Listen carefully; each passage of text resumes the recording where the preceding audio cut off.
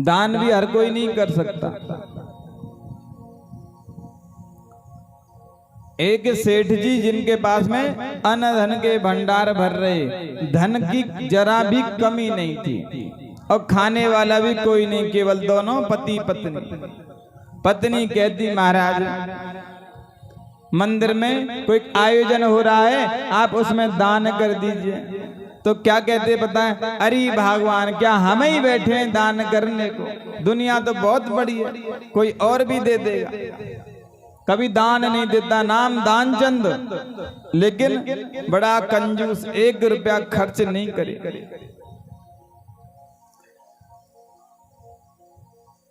धीरे धीरे करते करते वृद्धावस्था आ गई तो पत्नी ने कहा कि महाराज आप आज तक भगवान का कोई कर्म आपने किया नहीं, तो मेरे कहने से गंगा जी पास में, कम से कम गंगा जी में तो स्नान करके आ जाओ।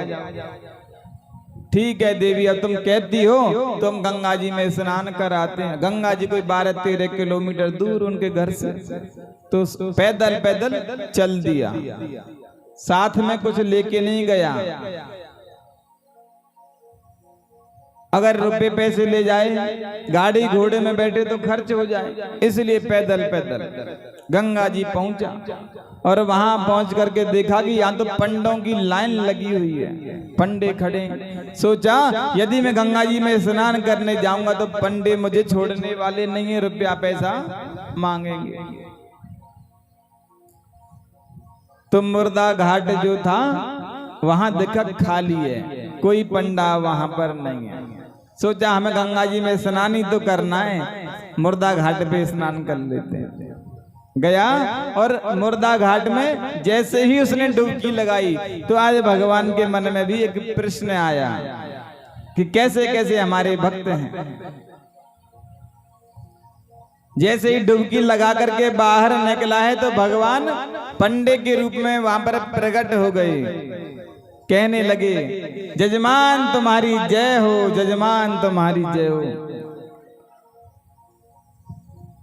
सेठ जी सोचने लगे यहां तो अभी कोई था ही नहीं, ये पंडा कहां से आ गया। बोले महाराज राधे राधे, सीताराम, राम राम, नमन वंदन किया कि महाराज आप तो अभी यहाँ थे नहीं, कहाँ चले गए। बोले भैया हम तो बड़े सीधे साधे पंडे हैं यहाँ के, हमें किसी से कुछ लेना नहीं है। भगवान की इतनी बड़ी कृपा है कि हमारे यहाँ जो भी भक्त आता है, जो भी जजमान आता है, वह साल भर का राशन एक अकेला दे जाता है।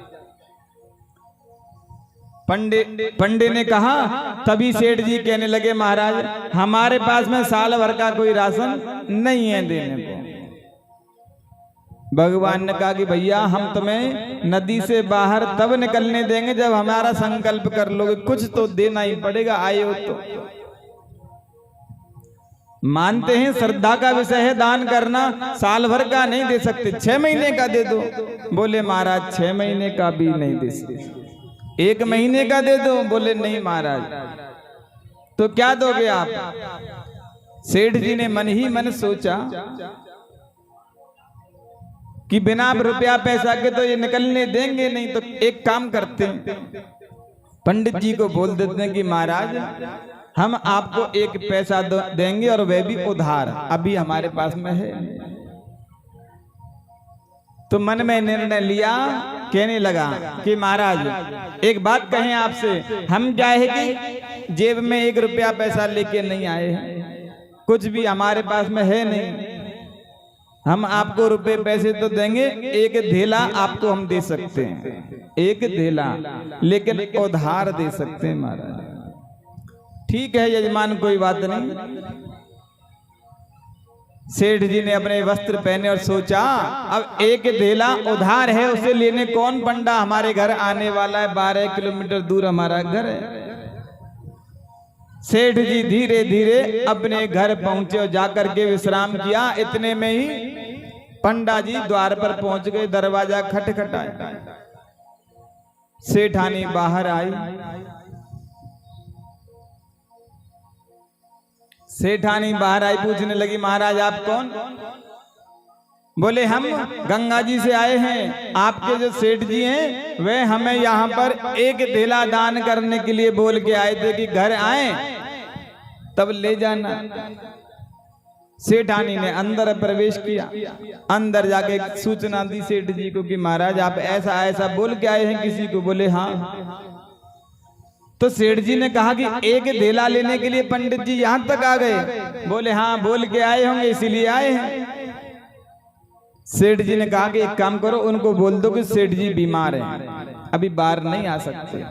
सेठानी रुआ सा मुंह बना करके बाहर आई, कहने लगी सेठ जी थोड़े बीमार हो गए हैं, आज गंगा जी गए थे, पैदल पैदल थक गए हैं, बुखार आ गया है, शरीर कमजोर है, वृद्धावस्था है।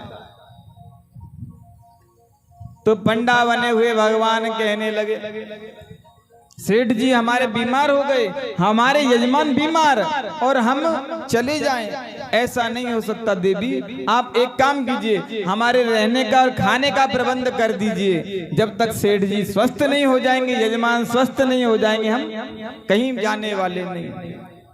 सेठानी दौड़ी दौड़ी अंदर गई।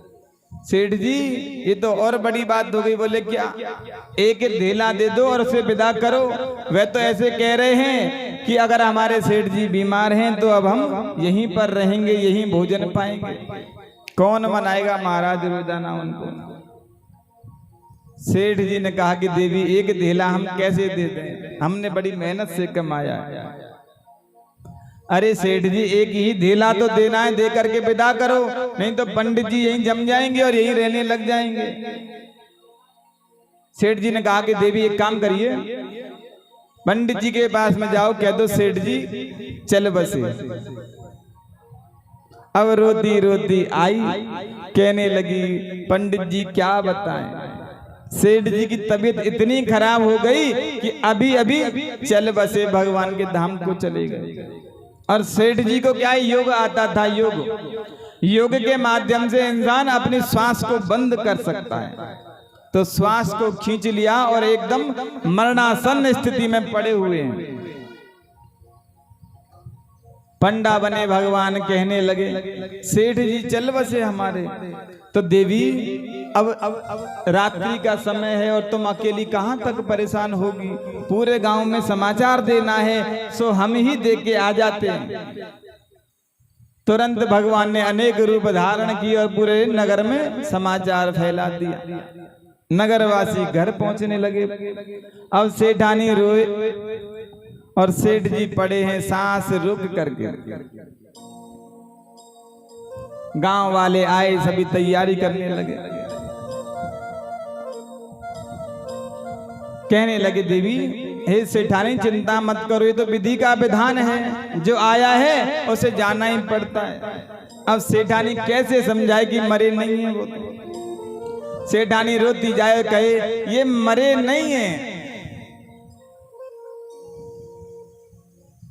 तो गांव वाले समझाएं, अरे बहन ये तो तुम्हारा मोह है, जिसको जाना था वह तो चला गया, अब रोना धोना बंद करो। प्रातः काल हुआ, कंधों पर ले जाने की तैयारी कर दी, पर सेठ जी सांस नहीं छोड़े कि एक धेला देना पड़ जाए। बांध करके ले गए और शमशान में भी पहुंच गए। पूरी तैयारी हो गई है, लेकिन सेठ जी सांस नहीं छोड़ते। आज भगवान ही मन सोचने लगे कि हमारे भक्त को देखो कैसा भक्त है, पैसे को छोड़ना नहीं चाहता।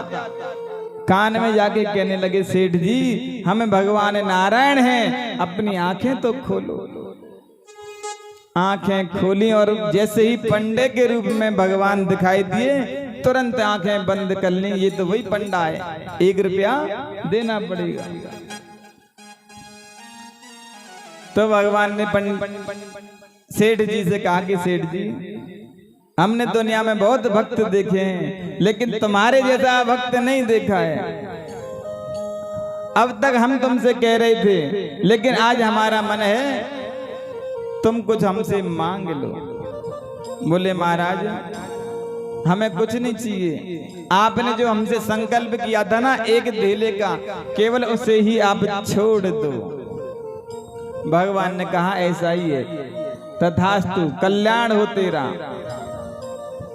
तो कंजूसों की भी कमी नहीं है, लेकिन भगवान मिल जाते हैं। यदि हम अपनी पर बने रहें तो भगवान जरूर मिलते हैं। कामात द्वेषात भयात स्नेहात, भगवान का भजन चाहे कैसे भी, प्रेम से हो, भय से हो, डर से हो, लेकिन करना है।